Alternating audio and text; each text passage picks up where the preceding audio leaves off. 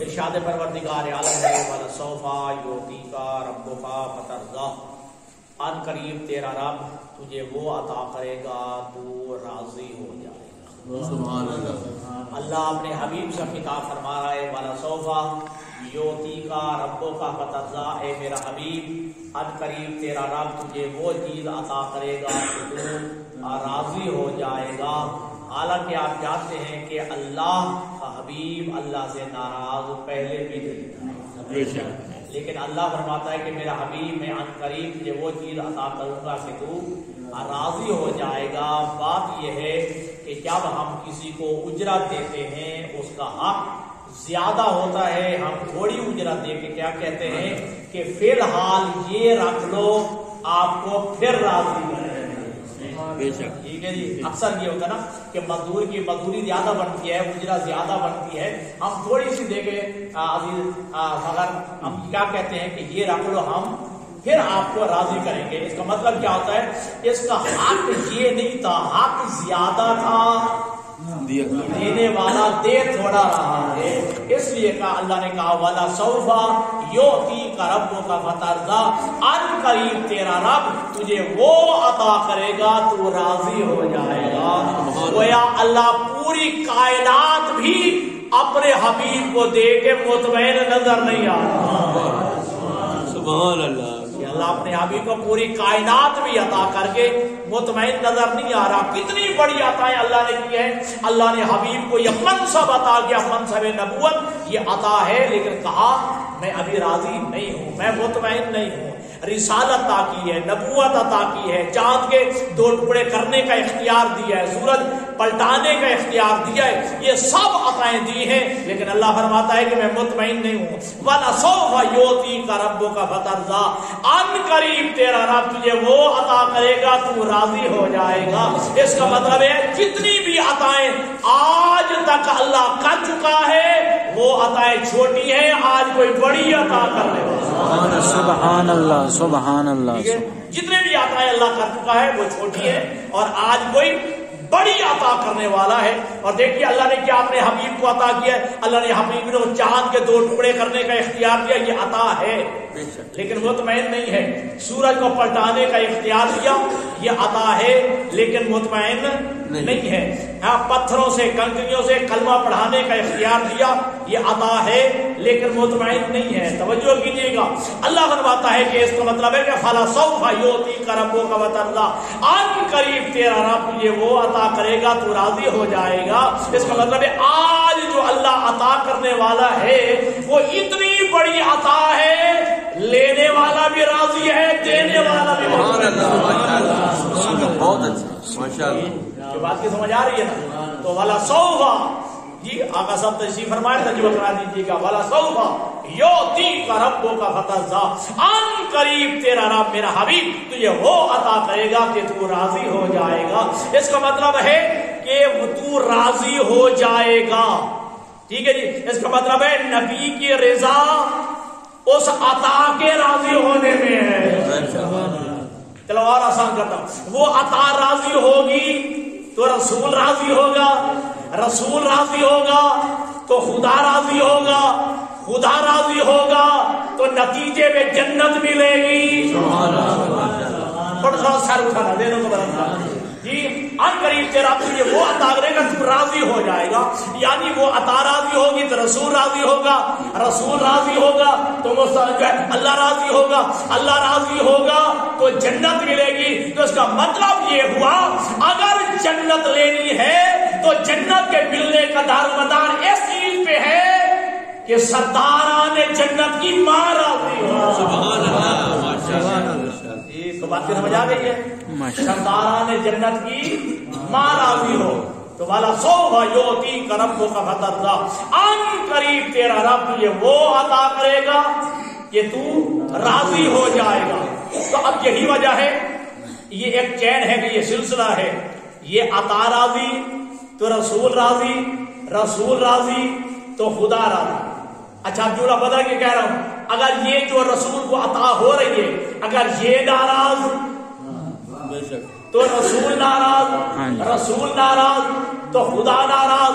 یہی تو کہا گیا تھا کہ جس نے میری زہرا کو راضی کیا اس نے مجھے راضی کیا.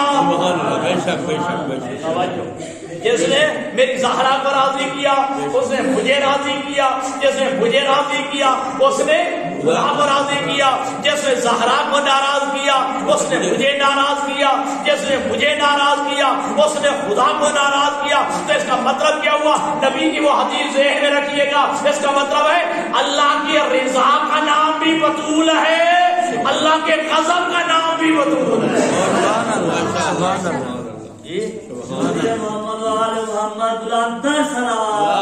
اللہم صلی علی محمد وآل محمد. اللہ کی رضا کا نام بھی بطول ہے اور اللہ کے غضب کا نام بھی بطول ہے. ان اللہ یرضی لرضاہ, اللہ راضی ہوتا ہے اس پر جس پر یہ راضی ہوتی ہے.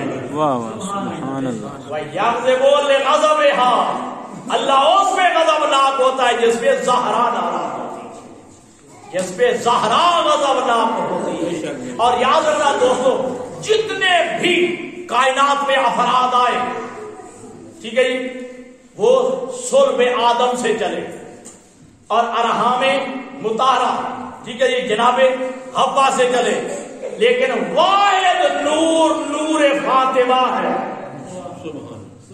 ذمہ داری سے بولا کہہ رہا, حتیٰ کہ آئمہ کے بارے میں بھی آپ یہی سنتے ہیں.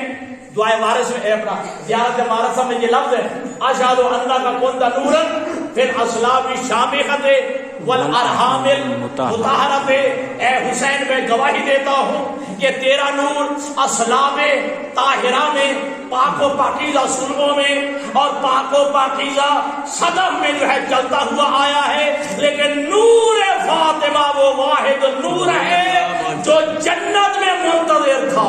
سبحان اللہ. میں شیعہ سنی دونوں کی روایات کر رہا ہوں, ٹھیک ہے جی, کیونکہ مجھے معلوم ہے میرے برادر تشریف فرمائے اور میں چہروں سے آشنا ہوں جی, کہ روایات میں یہی ملتا ہے کہ جب میرے نبی معراج پہ تشریف لے گئے, توجہ, اللہ کے نبی ارشاد فرماتے ہیں کہ جبرائیل نے مجھے کہا کہ اللہ نے مجھے حکم دیا ہے کہ میں آپ کو ایک جنتی میوہ دوں کھانے کے لیے. سبحان اللہ. جی, میں تو آپ کو جنتی میوہ دوں کھانے کے لیے. اللہ کے حبیب فرماتے ہیں میں شاہ جی وہ جنتی میوہ کھایا. اللہ کے نبی فرماتے ہیں اسی وقت نور فاطمہ صدف خدیجہ میں منتقل. وہ جنتی میوہ حقیقت میں نور فاطمہ تھا, توجہ, جو صدف خدیجہ میں منتقل ہوا. اور ہر پیغمبر خدا علماء تشریف فرماتے اکثر جناب زہرا سلام اللہ علیہ کے ہاتھوں کے بوسے لیتے, شاہ جی رخساروں کے بوسے لیتے, پیشانی کے بوسے لیتے, ہاتھوں کو چومتے. حضرت ام المومنین سیدہ عائشہ صدیقہ رضی اللہ تعالی عنہا کی روایت میں ہے, وہ عرض کرتی ہے کہ یا رسول اللہ آپ کو فاطمہ سے بڑا پیار ہے, زہرا سے بڑا پیار ہے, بار بار آپ زہرا کے جو ہے ہاتھوں کو چومتے ہیں, زہرا کی پیشانی کے بوسے لیتے ہیں. توجہ, اللہ کے نبی فرماتے ہیں کہ ہاں ہاں کہ انی اشتقت رائحۃ الجنہ فقبلت فاطمہ, جب میں جنت کی خوشبو سونگھنے کا مشتاق ہوتا ہوں جنت کا بوسہ لیتا ہوں, جنت کی خوشبو سونگھ لیتا ہوں. سبحان اللہ سبحان اللہ سبحان بہت اچھا. اللہ اکبر. صلی اللہ.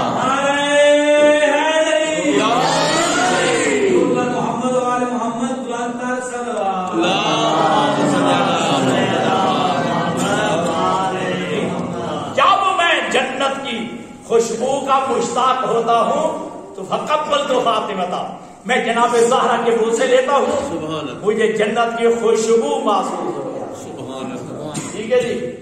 اور یہ معجزہ تھا میرے نبی کا کہ میرے نبی کے جسم اطہر سے خوشبو نکلتی. آپ کا پیغمبر کا جسم جو ہے معطر رہتا تھا. علماء نے یہی لکھا ہے مختصات پیغمبر میں کہ پیغمبر اسلام جس گلی سے گزر جاتے تھے پوری گلی معطر ہو جاتی تھی. اب یہ مختصات پیغمبر میں سے کہ اللہ کے نبی جس گلی سے گزر جاتے تھے جی وہ پوری گلی جو ہے معطر ہو جاتی تھی. اگر صحابہ کرام نے پتہ کرنا ہوتا کہ پیغمبر اس وقت کہاں ہیں، وہ پیغمبر کی خوشبو سے محفوظ کر لیا کرتے. یہ پیغمبر کے مختصات میں تھے اور صحابہ کرام مشتاق رہتے تھے ہم پیغمبر کی خوشبو سے ہوگے. ٹھیک ہے، پیغمبر کی جہت کا تعین پیغمبر کی خوشبو سے کر لیا کرتے تھے. اب میں جملات کروں، یعنی پیغمبر اسلام کے صحابہ کرام مشتاق رہتے تھے کہ پیغمبر کی خوشبو سنگے. اصل بھائی سمجھنا ٹھیک ہے. اور یہی پیغمبر خدا ہیں، چادر زہرا میں آتے ہیں. امام حسن آگے کہتے ہیں اماں مجھے نانا کی خوشبو محسوس ہو رہی ہے. سبحان اللہ. آپ بھی سمجھو یہ نہیں سمجھے. یہ چادر کے لیے صرف ارشادی دیکھا نہیں، خوشبو سن کے کہا کہ میں نانا کی خوشبو محسوس کر رہا ہوں. تو جناب زہرا نے کہا ہاں اے بیٹے آپ کے نانا چادر کے نیچے تشریف فرما. امام حسین آتے ہیں، میں نانا کی خوشبو محسوس کر رہا ہوں. ٹھیک ہے، ان یشم راہیتا جدی سب نے نانا کی خوشبو محسوس. ہاں آپ کے نانا جو ہے چادر کے نیچے تشریف فرمائے. یعنی یہ پنجتن پاک ٹھیک ہے، ایک کو پیغمبر کی خوشبو آتی ہے.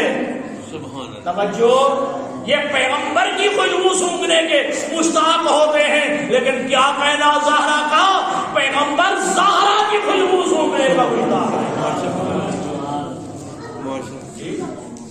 اور یہی وجہ ہے کہ ابھی آغا صاحب نے بھی ایک جملہ کہا ہے کہ جب بھی زہرا آئی، جس وقت آئی، جس سن میں آئی، جس جگہ پہ آئی، پیغمبر نے کھڑے ہو کے استقبال کیا. سبحان اللہ. ٹھیک ہے، جس وقت آئی، جس سن میں آئی، جس جگہ آئی، پیغمبر اسلام نے کھڑے ہو کے استقبال کیا ہے.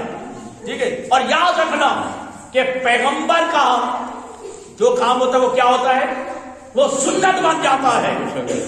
ٹھیک ہے، پیغمبر اپنی بیٹے کے لیے کھڑا ہوتا ہے، امت کو حکم نہیں دیتا. بے شک بے شک. ہلکا جملہ سمجھ آتا ہے. پیغمبر اسلام اب یعنی جب بھی زہرا آتی ہے نبی کھڑا ہو جاتا ہے، نبی احترام کرتا ہے، نبی استقبال کرتا ہے. لیکن پیغمبر امت کو حکم نہیں دیتا کہ تم بھی اپنی بیٹیوں کے استقبال کے لیے کھڑے ہو جاؤ، بیٹیوں میں جو ہے احترام کرو. کیوں؟ اگر پیغمبر کا یہ کام جو ہے وہ اگر جو ہے اس حیثیت سے ہوتا کہ بحیثیت نبی کے اور بحیثیت بیٹی کے، تو یہ کام سنت بن جاتا، کرنا پڑتا.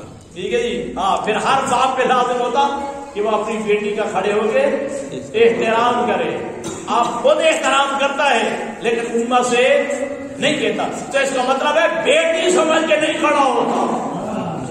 جملہ سمجھ، بیٹی ہو کے سمجھ کے احترام نہیں کرتا ہے، استقبال نہیں کرتا ہے. اگر بیٹی سمجھ کے شادی کرتا ہوتا تو پھر پیغمبر کا یہ کام سنت بن جاتا اور ہر باپ پہ لازم ہوتا اپنی بیٹی کا احترام کرے. ابھی بھی دنیا کو سمجھ نہیں آئی، 1.25 لاکھ نبی جس کے احترام میں کھڑا ہو اسے رسول کہتے ہیں، اور رسول جس کے احترام میں کھڑا ہو اسے بطول کہتے ہیں. سبحان اللہ. سبحان اللہ. سبحان اللہ. نعرہ حیدری.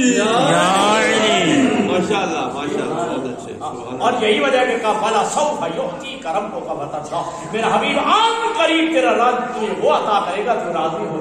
سبحان اللہ. پھر میرے جتنے دوست بیٹھے ہو، جس مسلسل تشریف فرما ہو، سارے ذرا پوچھ لیتے ہیں نا کہ پروردگار تو جو بار بار فرما رہا ہے میں تجھے وہ عطا کروں گا تو راضی ہو جائے گا. اے پروردگار بتا بھی تو دے کہ تو نے اپنے حبیب کو عطا کیا کیا، اپنے حبیب کو تو نے عطا کیا گیا ہے. تو ارشاد ہوتا ہے انا اعطیناک الکوثر، اے میرا حبیب ہم نے تجھے زہرا کی صورت میں، ہم نے تمہیں بطول کی صورت میں کوثر عطا کیا. سبحان اللہ سبحان اللہ سبحان. ہم نے زہرا کی صورت میں ہم نے تمہیں کوثر عطا کیا ہے. فصل لربک وانحر، اور یہ اتنی بڑی نعمت میں نے تمہیں عطا کی ہے، اس کے شکرانے کی نماز پڑھ. سبحان اللہ. وانحر، اور اس کو نظر بد سے بچانے کے لیے قربانی کا. سبحان اللہ. کیا یہ ہو سکتا ہے آج حکم شادی ہو رہا ہو کہ فصل لربک کا، اپنے رب کی نماز پڑھ؟ کیا زہرا کے آنے سے پہلے پیغمبر نماز نہیں پڑھتے تھے؟ پڑھتے تھے. زندہ باد. ٹھیک ہے جی. وہ تو اتنی نمازیں پڑھتے تھے, حکم آ جاتا ہے کہ یا ایھا المزمل قم اللیل الا قلیلا نصفہ او انقص منہ قلیلا او زد علیہ ورتل القرآن ترتیلا. اے کملی کے اوڑھنے والے نبی, ہاں میں لائق عبادت ہوں, میری عبادت کیا کر, لیکن آدھی رات یا اس سے بھی کم, آدھی رات یا اس سے بھی کم. سورۃ مبارکہ مزمل جا کے پڑھیے گا. ٹھیک ہے. لہذا نماز تو پڑھتے تھے, تو آج تو حکم نہیں ہو رہا. اس کا مطلب ہے کہ خاص نماز کا حکم ہے. تو یہی وجہ ہے کہ آپ کے معصومین ارشاد فرماتے ہیں کہ فصلی لربک وانحر, جو ہمارے جد کو حکم ہے وہ زہرا کے عطا ہونے کے بعد شکرانے کی نماز پڑھنے کا. اللہ نے ہماری جد عطا کی ہے. فصلی لربک, اپنے رب کی شکرانے کی نماز ادا کر. وانحر, اور اتنی بڑی نعمت میں نے زہرا عطا کی ہے, اس کو نظر بد سے بچانے کے لیے قربانی کر. اور یاد رکھ ان شانئک هو الابتر, میرا حبیب میں ضمانت دیتا ہوں اب تو بے اولاد نہیں, تیرا دشمن بے اولاد رہے. سبحان اللہ, ماشاءاللہ. شانئک هو الابتر, اب تیرا دشمن بے اولاد رہے گا. اچھا یہ کہا انا اعطیناک الکوثر, اے میرا حبیب ہم نے تمہیں کوثر عطا کیا ہے. ٹھیک ہے جی, ہم نے تمہیں کوثر عطا کیا ہے. ٹھیک ہے. اور اس کا کئی علماء نے اس کا یہ بھی ترجمہ کیا ہے کوثر کے معنی اے میرا حبیب ہم نے تمہیں کثیر اولاد کا باپ بنایا, ہم نے تمہیں کثیر اولاد کا باپ بنا دیا ہے. ٹھیک ہے جی, ہم نے تمہیں کثیر اولاد سے نوازا ہے. اور عجیب بات ہے, بیٹی ایک عطا کی, اعلان کثرت کا کیا. سمجھے گا بات, بیٹی ایک عطا کی اور اعلان کثرت کیا. اور کسی معاشرے میں بھی ایک بیٹی کثرت پہ دلالت نہیں کرتی ہے, کثرت پہ جو ہے دلیل نہیں کرتی ہے. اور یہی وجہ ہے, علامہ مودودی نے لکھا ہے کہ آج تک بطول کے بیٹے مہدی کا پردہ غیبت میں رہنا یہ کثرت اولاد کی دلیل نہیں تو اور کیا ہے, یہ کثرت اولاد کی دلیل نہیں تو اور کیا ہے. فرمایا انا اعطیناک الکوثر, میرا حبیب ہم نے تمہیں کثیر اولاد کا باپ بنا دیا ہے, ہم نے تمہیں کثرت اولاد سے نوازا ہے. جی. اور یہ معلوم مودودی کی تحقیق القرآن ہے, شاید کسی کے پاس دیکھ لینا. ان کی تفسیر میں وہ لکھتے ہیں کہ آج تک کائنات میں کے کونے کونے میں سادات کا باقی رہنا یہ سورۃ کوثر کی عملی تفسیر ہے. یہ سورۃ کوثر کی عملی تفسیر ہے کہ اولاد زہرا میں سے ہر کوئی ایک موجود ہے. اور جناب المودت میں ہمارے برادران کی جو ہے کتاب میں یہ حوالہ موجود ہے. اللہ کے نبی نے فرمایا انا, اور یہ جملے موجود ہے, اور زور دے کے علماء نے جو جملہ لکھا ہے, ہر نبی کی ذریت کو اللہ نے اس نے اپنے صلب میں رکھا ہے. وجعل ذریتی فی صلب علی ابن ابی طالب, لیکن اللہ نے میری اولاد صلب علی میں رکھی ہے. ہر نبی کی ذریت اولاد اس کے اپنے صلب میں ہے, لیکن اللہ نے میری اولاد کو صلب علی میں رکھا. سمجھو تو کیا فرمایا, ان شانئک هو الابتر, اے میرا حبیب میں زمانہ دیتا ہوں اب تو بے اولاد نہیں, تیرا دشمن بے اولاد ہے. اللہ نے اپنے حبیب کو 3 بیٹے عطا فرمائے. اللہ نے اپنے حبیب کو 3 بیٹے عطا فرمائے جو اللہ نے یا کے بعد دی گئے واپس لے لیے. ٹھیک ہے. لیکن جب دیکھا آس بن وائل, عقبہ ابن ابی معیط اور دیگر کفار مکہ نے کہ 3 بیٹے تھے محمد ابن عبداللہ کے, اور وہ بھی اللہ نے واپس لے لیے ہیں, تو انہوں نے میرے نبی کو بے اولاد ہونے کا طعنہ دیا, ابتر ہونے کا طعنہ دیا. اب اللہ تبارک و تعالیٰ نے فرمایا ان شانئک هو الابتر, جناب خدیجہ کی گود میں زہرا دے کے کہا, فاطمہ دے کے کہا, اے میرا حبیب اب تو بے اولاد نہیں, تیرا دشمن بے اولاد ہے. سبحان اللہ. اب تو بے اولاد نہیں, تیرا دشمن بے اولاد رہے گا. تو جب بھی زہرا آتی ہے میرا نبی کھڑے ہو کے استقبال. سبحان اللہ. توجہ. اچھا دیکھیے یہ سورہ مبارکہ کوثر, کتنے اس کی آیتیں ہیں, 3 آیتیں ہیں ظاہر. بسم اللہ کیا ہو گیا؟ انا اعطیناک الکوثر فصلی لربک وانحر ان شانئک هو الابتر.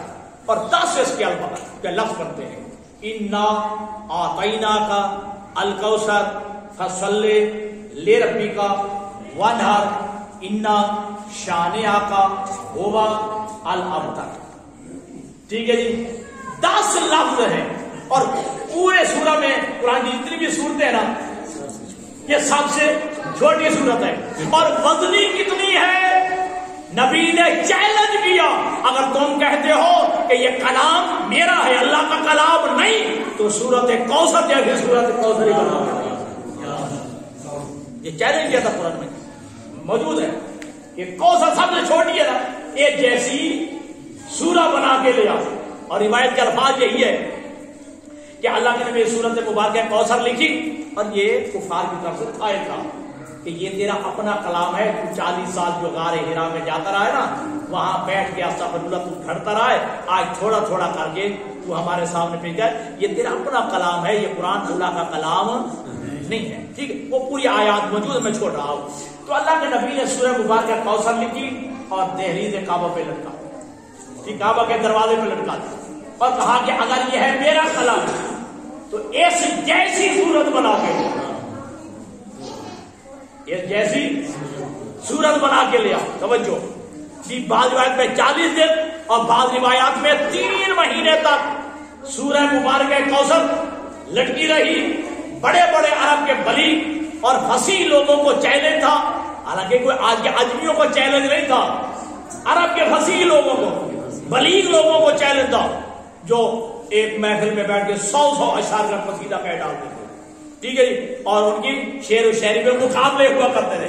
ان کو چیلنج تھا انا اعطیناک الکوثر فصلی لربک وانحر ان شانئک هو الابتر. اسی کا تو کہا تھا اسی جیسی بنا کے لے آؤ. 40 دن گزر گئے یا 3 مہینے گزر گئے کوئی نہ بنا سکا. عرب کا سب سے بڑا فصیح و بلیغ تھا. آگے سے پوچھئے گا وہ رات کے اندھیرے میں نیچے لکھ دیا ما ھذا کلام البشر. لگتا ہے یہ کسی بشر کا کلام نہیں ہے. ما ھذا کلام البشر، یہ کسی بشر کا کلام نہیں ہے. لیکن وزن بھی ملایا لیکن اپنی جہالت کا اعتراف بھی کیا. انا اعطیناک الکوثر فصلی لربک وانحر ان شانئک هو الابتر ما ھذا کلام البشر. وزن ملایا لیکن ساتھ اپنی جہالت کا بھی اعتراف کیا کہ لگتا ہے یہ کسی بشر کا کلام نہیں ہے. توجہ کیجیے گا. تو ان 10 لفظوں میں جو میں نے آپ کو گنوائے ہیں ان میں سے بھی 5 لفظ ایسے ہیں جو تحقیق کرنا میرے عزیزوں، ان میں سے بھی 5 لفظ ایسے سورۃ مبارکہ کوثر کے جو اللہ نے دوبارہ قرآن مجید میں ان کو استعمال کیا. 5 لفظ ایسے، حالانکہ کافی ایسے الفاظ ہیں جو بار بار تکرار کے ساتھ قرآن مجید میں استعمال ہوئے ہیں، لیکن سورہ مبارکہ کوثر کے 5 لفظ ایسے ہیں اللہ نے دوبارہ ان کو قرآن مجید میں استعمال ہی نہیں کیا. کیوں؟ اس لیے کہ زہرا ہے بڑے کا عطیہ، زہرا ہے اللہ کا عطیہ. ٹھیک ہے جی. تو کائنات میں نبی جتنا بھی بڑا ہو جائے وہ اللہ سے بڑا نہیں ہے. تو یہ اللہ کی عظمت کے خلاف تھا کہ جو سخی دے کے دوبارہ دوہرائے. تو لہذا جب بھی آئی ہے یہ ساتھ میں آئی ہے نبی نے کھڑے ہو کے استقبال کیے. اور سورت مبارکہ کوثر جن کو یاد ہے میں دوہرا دیتا ہوں. انا اعطیناک الکوثر فصلی لربک وانحر ان شانئک هو الابتر. تمہارے نبی ارشاد فرماتے ہیں، محمد عربی ارشاد فرماتے ہیں من کان قراءته انا اعطیناک الکوثر فی فرائضہ و نوافلہ سقاہ اللہ من الکوثر. جو بندہ اپنے واجب نمازوں میں یعنی اپنے فرض نمازوں میں یا اپنی مستحب نمازوں میں یا اپنی سنت نمازوں میں یا نوافل میں جو اس بندہ سورہ مبارکہ کوثر پڑھے گا اللہ قیامت کے دن اسے آب کوثر پلائے گا. اللہ قیامت کے دن اسے آب کوثر پلائے گا. اللہ اسے حوض کوثر جو ہے سیراب فرمائے گا, جو اپنے واجب نمازوں میں اور یا مستحب نمازوں یا نوافل میں سورہ مبارکہ کوثر کی تلاوت کرے گا. کتنی بڑی اللہ نے اپنے حبیب کو نعمت اور عظمت والی بیوی عطا کی. توجہ, حالانکہ اس سے پہلے پیغمبر اسلام نے یہ جملہ نہیں فرمایا. جناب سیدہ زہرا سلام اللہ علیہ کی ولادت باسعادت میں میرے دوستوں یہ فرمایا, البنات رحمت والبنون نعمت. بیٹی رحمت ہے اور بیٹا نعمت ہے. ٹھیک ہے جی, بیٹی رحمت ہے اور بیٹا نعمت ہے. یہ زہرا کی ولادت میں فرمایا. توجہ کہ بیٹی رحمت ہے اور بیٹا نعمت ہے. تو حضور کے اس جملے کے مطابق سارے میرے دوست فرما, ذرا سر کو اٹھانا, میرے جملہ سمجھنا. حضور فرماتے ہیں بیٹی رحمت ہے اور بیٹا نعمت ہے. تو اگر حضور فرما رہے بیٹی رحمت ہے تو میرے سے اس کا مطلب یہ ہوا کہ حضور کی بیٹی حضور کے لیے رحمت. توجہ, پھر حضور کی بیٹی حضور کے لیے رحمت, آپ کی بیٹی آپ کے لیے رحمت, اور میری بیٹی میرے لیے رحمت. اللہ کے نبی نے کیا فرمایا کہ زہرا جو ہے یعنی بیٹی جو ہے باپ کے لیے رحمت ہے. تو جناب زہرا پھر اپنے باپ مصطفیٰ کے لیے بھی رحمت ہے. اور اللہ قرآن میں کیا فرماتا ہے, انا ارسلناک, توجہ جی, اور دوسرے مقام پہ فرمایا ہے وما ارسلناک الا رحمت للعالمین. اے میرا حبیب ہم نے تمہیں عالمین کے لیے رحمت بنا کے بھیجا ہے. پھر کیا کہنا زہرا کا, توجہ کہ جناب زہرا اس باپ کے لیے بھی رحمت ہے جو خود عالمین کے لیے رحمت ہے. جناب زہرا اس باپ کے لیے بھی رحمت ہے جو خود رحمت للعالمین ہے. اور جب بھی دوستو اتنی بڑی نعمت ہے زہرا, اپنے ذہن میں نقش کیجیے گا یہ جملہ, اتنی بڑی نعمت ہے جناب سیدہ زہرا.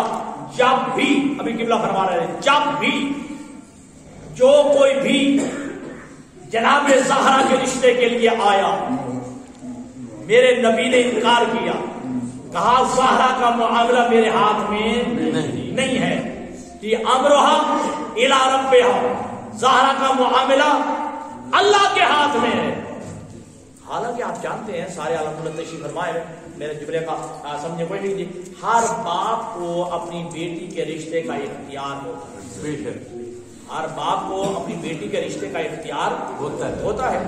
آپ کی بیٹی آپ کو اختیار, میری بیٹی مجھے اختیار ہے اپنی بیٹی کے رشتے کا.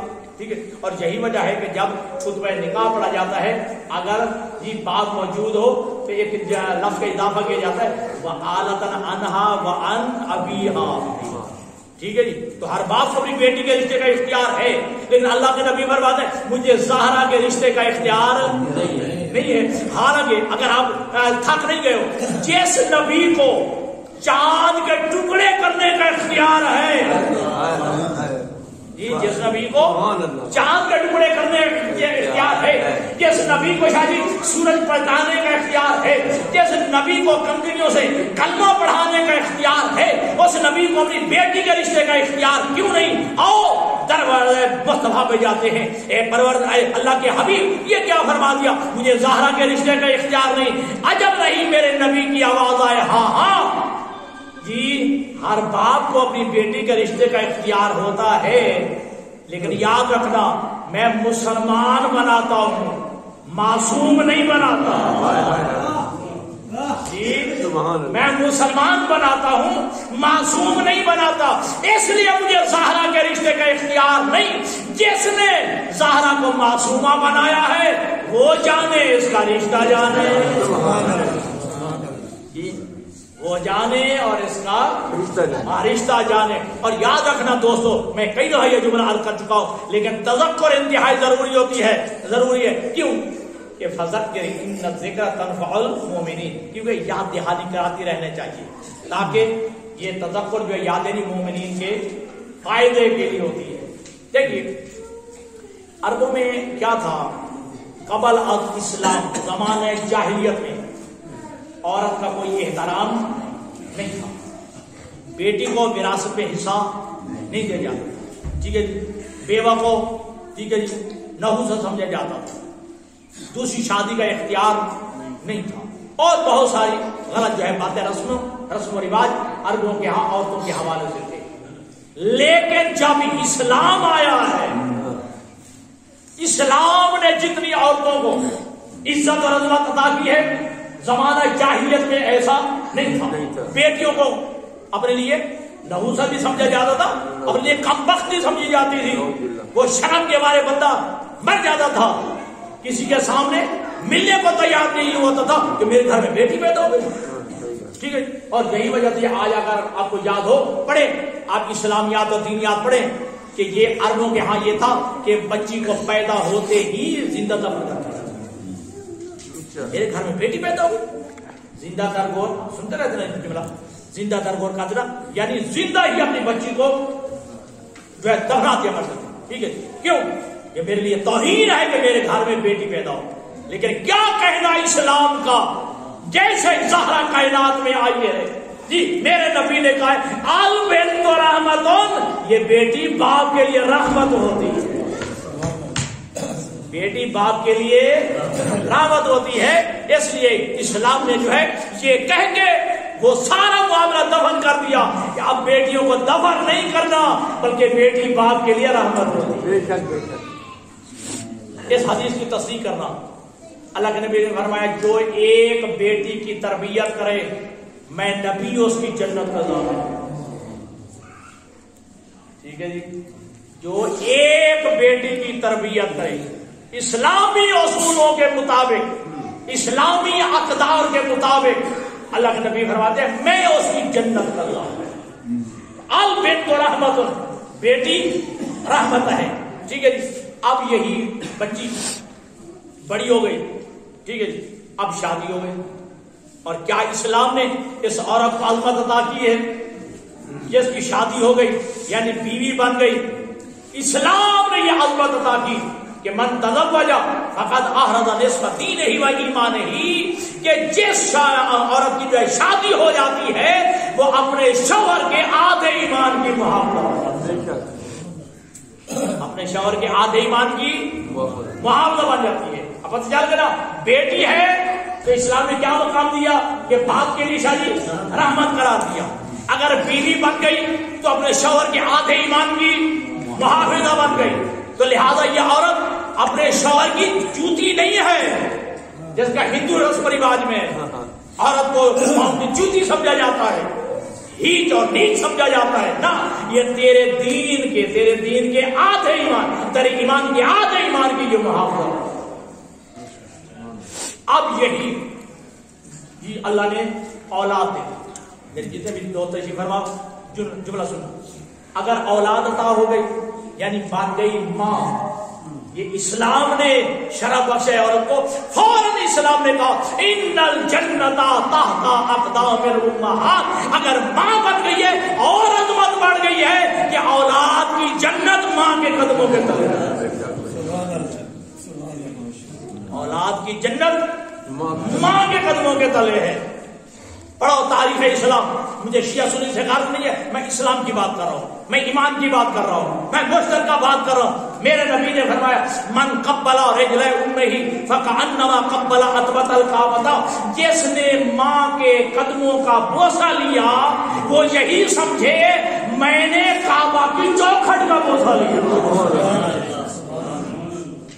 جاؤ ماں کی قدر کرو، ماں کا احترام کرو۔ اس کائنات میں اگر اللہ کے مجسم رحمت ہے تو وہ ماں کی شکل میں، مجسم رحمت ہے خدا، اگر دیکھنی ہو تو ماں کی شکل میں احترام کیجیے ماں کا۔ جیسے ماں کے قدموں کا بوسہ لیا گویا اس نے دہلیز کعبہ کا بوسہ لیا، جی کعبہ کی چوکھٹ کا بوسہ لیا۔ چلو میرا موضوع تھوڑا سا بدل رہا ہے، چلو ایک جملہ کیا بیٹا دیتے۔ دیکھیے آج اس سال میرے سارے دوست بیٹھے ہو جی، آج کتنا مہنگا ہو گیا، 10-10.5 لاکھ کا تھا یہ دفعہ غالباً، ٹھیک ہے جی۔ اللہ کے نبی نے ارشاد فرمایا ہے جی من نظر الی ابویہ کتب لہ حجۃ مبرورہ، جو اپنے والدین کے چہرے کی طرف شفقت کی نگاہ سے دیکھے اللہ اس بندے کو ایک مقبول حج کا ثواب عطا۔ ان کے والدین قدر کرو، ان کے والدین زندہ ہیں، قدر کرو اس بات۔ جس نے اپنے والدین کے چہرے کی طرف دیکھا نظر رحمت شفقت کی نگاہ سے کوتب لہ الحجۃ المبرورہ، اس بندے کے نامہ اعمال میں ایک مقبول حج کا ثواب لکھ دیا جاتا ہے۔ اگر میرے یہ بزرگان کہیں، وہ بزرگان کہیں، یہ بزرگان کہیں کاش ہمارے والدین زندہ ہوتے۔ ہم اچھا چلو یہاں روایت مکمل کر دوں۔ آغا صاحب سے پوچھے گا جب اللہ کے نبی نے یہ فرمایا نا، ایک بندہ دستار شاہی کھڑا ہوا، وہ کہتا ہے کہ یا رسول اللہ اگر کوئی بندہ دن میں 100 مرتبہ چہرہ دیکھ لے، جو اپنے والدین کا چہرہ 100 مرتبہ دیکھ لے، اللہ کے نبی نے نعرہ تکبیر بلند کیا، کہا اللہ اکبر، کیا تو اللہ کو بخیل سمجھتا ہے؟ کیا تو اللہ کو کنجوس سمجھتا ہے؟ جتنی دفعہ دیکھ، ہر دفعہ جو ہے اللہ تجھے ایک مقبول حج کا ثواب۔ جتنے میرے بزرگ بیٹھے ہیں اگر کہیں گے کاش ہمارے والدین زندہ ہوتے، ہم ہر روز والدین کے چہرے کی زیارت کرتے، ہمیں ایک مقبول حج کا ثواب ملتا۔ لیکن میرے عزیزو، اللہ کے نبی نے تمہیں نہیں بھلایا ہے، اللہ کا نبی رحمت بن کے آیا ہے، رحمت تو عالم نے فرمایا ہے کہ سنو، من زارا قبر ابویہ یوم الجمعۃ فی لیلتہ کوتب لہ الحجۃ المبرورہ، جو بندہ جمعے والے دن یا شب جمعہ کو والدین کی قبروں کی بھی زیارت کر لے، اسے بھی ایک مقبول حج کا ثواب۔ سبحان اللہ سبحان اللہ۔ جو جمعے والے دن یا شب جمعہ کو والدین کے قبروں کی بھی زیارت کر لے، اللہ اسے مقبول حج کا ثواب عطا فرمائے گا۔ وقت ہے اختتام پذیر ہو رہا ہے۔ دیکھیے ایک آدمی خدمت پیغمبر میں حاضر ہوا، کہتا ہے کہ یا رسول اللہ میں نے منت مانی تھی میرا فلاں کام ہو جائے تو میں جنت کی چوکھٹ اور حور کی پیشانی کا بوسہ لوں گا۔ حور کی پیشانی اور جنت کی چوکھٹ کا بوسہ لوں گا۔ یا رسول اللہ میرا کام ہو گیا ہے، سر اٹھا رہا، یا رسول اللہ میرا کام ہو گیا ہے، اب منت ادا کرنا شاہ جی واجب ہے، تو یا رسول اللہ کیسے منت ادا کروں؟ پہلے تو مروں، مرنے کے بعد بھی پتہ نہیں جنت جاؤں یا نہ جاؤں، منت کیسے ادا ہو؟ منت مانی تھی کہ میرا کام ہو جائے تو میں حور کی پیشانی کا اور جنت کی چوکھٹ کا بوسہ لوں گا۔ یا رسول اللہ میرا کام ہو گیا ہے، اب منت کیسے ادا ہو؟ اللہ کے نبی فرماتے ہیں پریشان نہ ہو، اپنے ماں باپ کی قبروں میں چلا جا، اپنے باپ کے جو ہے سرہانے کا بوسہ اور ماں کے قدموں کا بوسہ لے لے، تیری منت ادا ہو جائے۔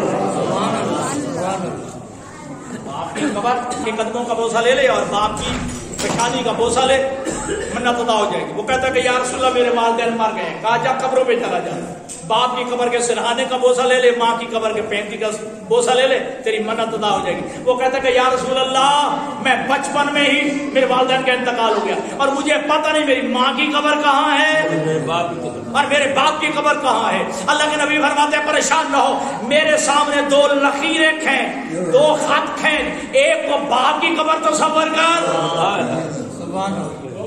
اور ایک کو ماں کی قبر تصور کر، ٹھیک ہے جی؟ جس کو باپ کی قبر تصور کر اس کے سرہانے کا بوسہ لے لے، اور جس لکیر کو ماں کی قبر تصور کر اس کے پینتی کی طرف سے بوسہ لے لے، تیری منت ادا ہو، تیری منت ادا ہو جائے گی۔ اگر آپ جو ہے تھکے نہیں ہیں تو میرے ایک جملہ کہتا ہو، میرے نبی نے سامنے جی قبریں تھی نہیں، سیدھا جی قبریں تھی نہیں، قبروں کی شبیہ بنائی، تو میرے نبی نے بتا دیا اگر اصل تک رسائی ممکن نہ ہو تو اس کی شبیہ بھی بنائی جا سکتی ہے، اس کی شبیہ بھی بنائی جا سکتی ہے، اس کی نقل بھی بنائی جا سکتی ہے۔ اور میرے نبی نے بتا دیا کہ جو کام اصل سے لیا جا سکتا ہے اس کی نقل سے بھی لیا،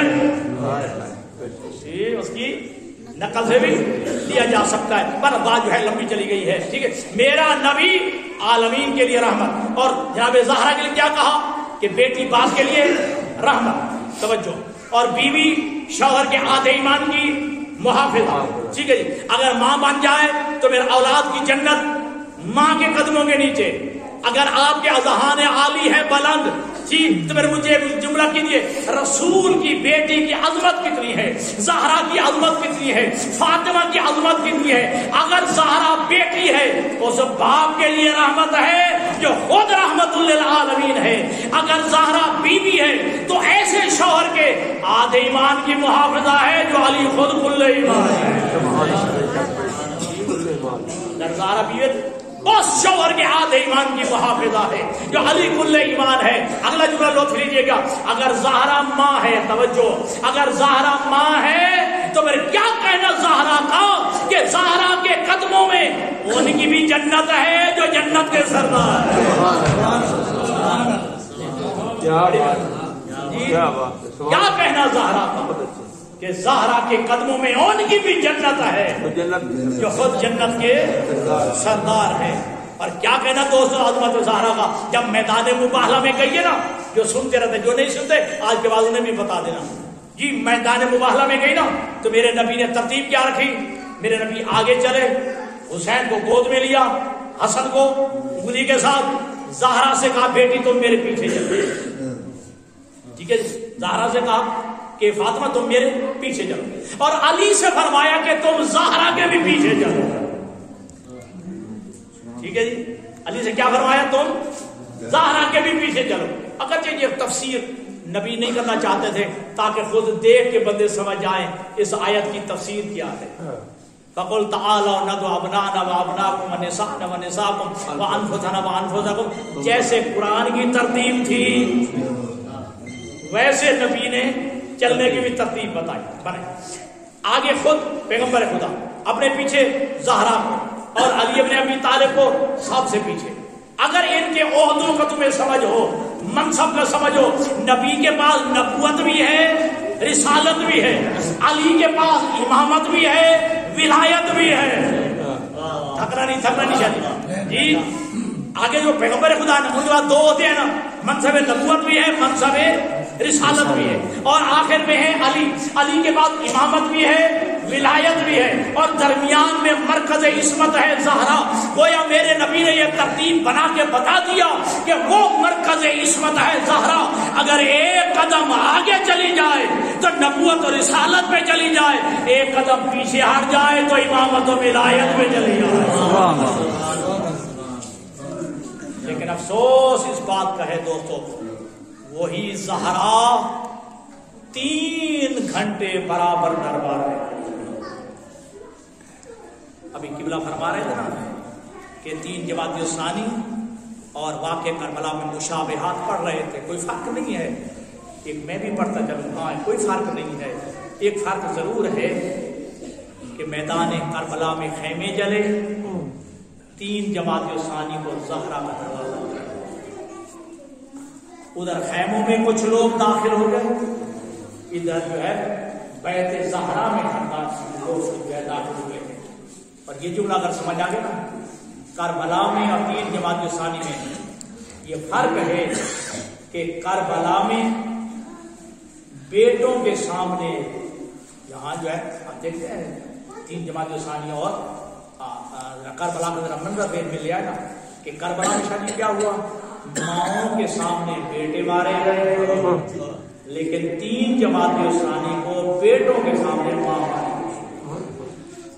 اور میں خدا کی قسم کھا کے کہہ رہا ہوں, میرے سارے دوست تشریف فرما, میں کلمہ پڑھ کے کہہ رہا ہوں, لا الہ الا اللہ محمد رسول اللہ علی بن ولی اللہ پڑھ کے بھی جی میں ایک جملہ کہہ رہا ہوں, خدا کی قسم رسول کی بیٹی مری نہیں ہے, ماری نہیں. رسول کی بیٹی مری نہیں, ماری نہیں ہے. اور پیغمبر کے جانے کے بعد کی جو دربار میں چل کے گئی تھی, جب واپس آئیے نا کٹنوں کے بال, جب گھر سے گئی ہے تو سر کے بال سیاہ تھے, جب واپس آئیے سر کے بال سے سفید ہو گئے تھے. اور رب اکبر کی قسم اپنے بیٹو حسن حسین سے کہتی ہے کہ اپنے نانا کی قبر پہ لے کے چلو. لیکن نانا کی قبر پہ جب پہنچ گئے نا, رسول ذاتی نے کہا ہے کہ بیٹا حسن بیٹا حسین, نانا کی قبر نانا کی قبر کا حسن و حسین نے ہاتھ پکڑ کے کہا ہے اماں یہ تیرے بابا پہ ہمارے نانا کی قبر مبارک ہے. اس وقت رسول کی بیٹی نے کہا یا ابتا زالت قوتی، بابا میں کمزور ہو گئی ہوں، بابا میں ضعیف ہو گئی ہوں. صبت علیہ مصائب لو انہا صبت الایام سرنا لیالیا، بابا تیرے جانے کے بعد میرے اوپر اتنے مصائب آئے ہیں، اگر وہ روشن دنوں پہ آتے وہ سیاہ راتوں میں تبدیل ہو جاتے. بس رونے والوں آزاداروں سارے مسلمان بیٹھو بلا تفریق مذہب و ملت. میں ایک جملہ کہوں گا، رسول کی بیٹی تھی جتنی بھی ہے، میں اس بحث میں نہیں کہتا تھی تو رسول کی بیٹی نا، تو پیغمبر کے جانے کے بعد احترام کیا جاتا، ان کی عزت کی جاتی، ان کے دروازے کو جلایا نہ جاتا، ان کے دروازے پہ لکڑیاں نہ لائی جاتی.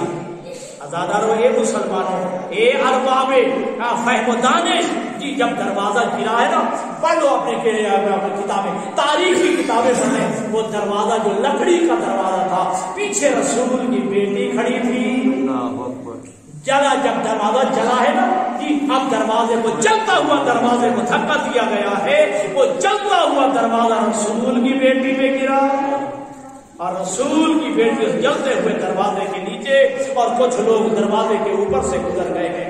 بس رونے والوں آزاداروں اے ارباب انصاف، بس ایک جملہ کہوں گا، جب رسول کی بیٹی دنیا سے جانے لگی ہے نا، غسل ہو گیا، کفن پہنا دیا گیا، علی فرماتے ہیں اے بیٹا حسن، بیٹا حسین، اے بیٹی کلثوم، اے زینب، آؤ ماں کی زیارت کر لو، پھر قیامت کے دن ملاقات ہوگی. آزاداروں ساری اولاد آئی ہے لیکن حسین نہیں آئے، حسین نہیں آئے.